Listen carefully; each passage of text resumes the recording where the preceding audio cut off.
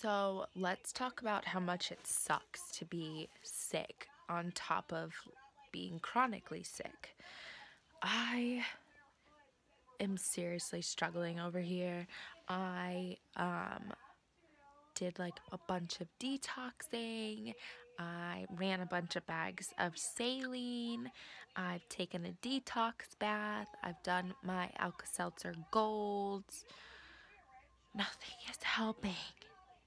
I can't deal with this. And my bags under my eyes are just looking greater by the minute. And I have IVIG in the morning. What is life? Speaking of IVIG though, it has been a year in either this week or next week, and I cannot believe that I have been doing IVIG once a week for an entire year. Like, wow, time seriously goes by fast when you're drugged, or like just having a lot of fun being drugged, I guess. But so let's talk about IVIG, shall we? So first off, like, what the heck is IVIG? Am I right? So you're welcome, because I'm smart. Actually, I'm just looking at the computer right now trying to remember facts about IVIG. But first of all, IVIG stands for intravenous immunoglobulin. Immunoglobulin. Intravenous immunoglobulin. That's what it stands for. And so, what is it, right? It is the blood plasma from at least 20,000 donors. 20,000 people it takes to make one like little dose of IVIG. How insane is that? And what's plasma? It is blood. It's like part of your blood, people. So thank you for going out and donating your blood, because you're saving my life for one, and a bunch of other people's life too, you know. So IVIG is used for like people with shitty immune systems or like autoimmune disorders and stuff like me. Let me read my notes, okay? What else do we got? I feel like I was starting off really good and sounding really smart, and now I forgot what else I was gonna say. But so, oh, computer. Okay, so anyways, people that are typically, or like, so people that get it are like immune deficient. So like your body is not making antibodies to like fight off infections and things like that. So how I got mine, it's super hard to get covered by insurance because one, let's face it, insurance sucks. Like, they're supposed to help you, and like, ugh, they just love putting up a stinker, you know, anytime you need something. But so anyways, I got my IVIG because I have nerve damage. So I have CIDP. It's chronic. No. Oh, I forgot what it is. It's something polyneuropathy. Demyelinating polyneuropathy. Chronic inflammatory demyelinating polyneuropathy. That's what I have. So to get that, you have to get stuck with like some needles, and you have to get zapped with this thing, and it hurts, but I guess it's worth it. But let's see. Here's one bruise from my last appointment on Friday. That was where he stuck a 1-inch needle into my leg, and yes, it did hurt, and yes, he thought my reaction was funny, and yes, he made me bleed a bunch because of my blood thinners. So that was fun. But yeah, that's how I got IVIG, and also because I have Lyme disease and I have a really shitty immune system, so my body does not make antibodies. For example, usually like you get one or maybe two chicken pox shots if like you haven't got the chicken pox. Chicken pox. Chicken pox or is it chicken pots? I don't know. Okay, I'm clearly not feeling well right now, but what better time to make a vlog, right? Okay, so it's definitely chicken pox. Okay, Michaela, get it straight. Anyways, so typically you only get like 2 shots for the chicken pox, but I had to get 4 shots for it because my body sucks and it does not make the antibodies to fight it off. Knock on wood though, or like cross your fingers for me, I haven't got the chicken pox, so I probably wouldn't get them at this point since I'm 23. I'd probably get shingles, which would suck even more. But good thing I got 4 shots in me, right? So, another weird thing, IVIG is actually clear. It's a clear liquid. It's not red and bloody like you would think it would be, right? I'm sorry. I'm drinking ginger ale because I'm so nauseous. People are probably gonna think I'm hella unattractive. It's okay. I'm over it. Okay, so the IVIG, for me, I get 25 grams. I think it's grams.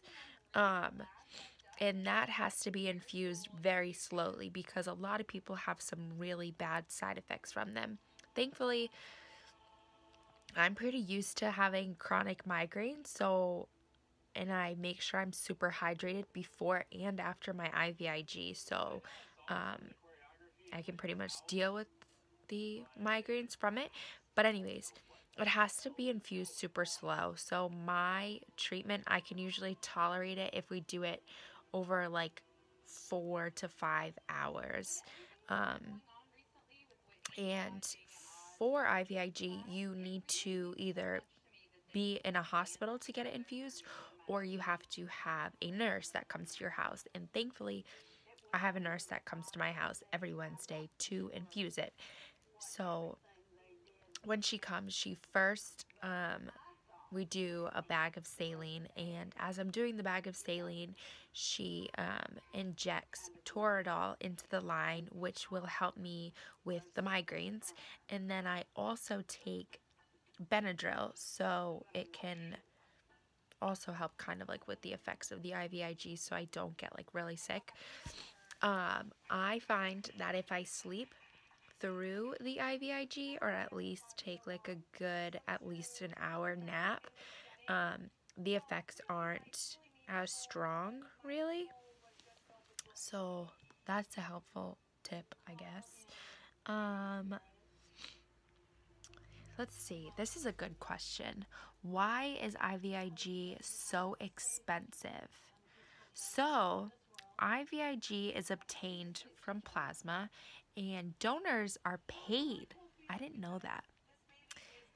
Then plasma is sent to wherever, a lab and stuff. The antibody is removed and they filtrate the plasma to make sure it's like nice and clean. They probably do like testing and stuff to make sure there's no other like diseases or viruses maybe in the person. I don't know. A single IVIG infusion costs about $3,000, for a child and $10,000 for an adult. That is 100% true. Mine is actually, I'm pretty sure over a little bit over 10,000, but thankfully I qualified for like an aid, like a financial aid type thing for the IVIG. And then also my insurance pays part of the IVIG because of all my different diagnoses. whatever. And then I have to pay a portion of it as well. Let's see what else. It's administered through an IV. I have a PICC line, thankfully. I've had my PICC line for three and a half years now. Thank goodness. So then the other side effects would be migraines, really bad fatigue. Like I held in my burp that time. Okay. So like really bad fatigue, but it's also like flu-like symptoms. So I can just imagine how tomorrow's going to go for me if I'm already feeling sick. Cross your fingers for me, people, okay? Send me some prayers, some luck, whatever you got, because I'm going to need it. Other things, yes, blood pressure changes. Also, my temperature goes up usually. On Wednesdays, so like the IVIG nurse comes, she's so great. I love her. And then after she comes, usually my other nurse comes, who is also so great. Love him too. And he changes my PICC line dressing. But it's good that he also comes after that. It's just kind of like how it works out. Because he also will like check my blood pressure, check my temperature, and my blood pressure is typically always 90/60, like I've said before in videos. But as I infuse the IVIG, sometimes it does drop lower.